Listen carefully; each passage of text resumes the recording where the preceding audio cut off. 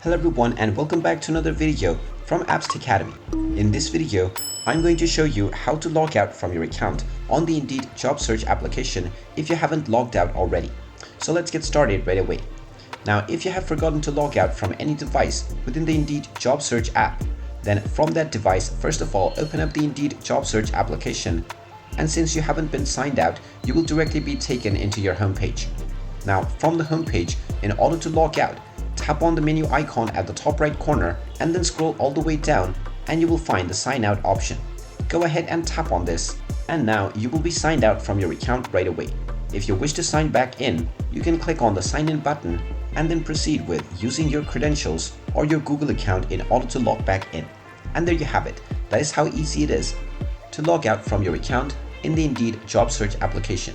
If you find this video helpful, make sure you hit that like button and subscribe to our channel if you haven't done so already.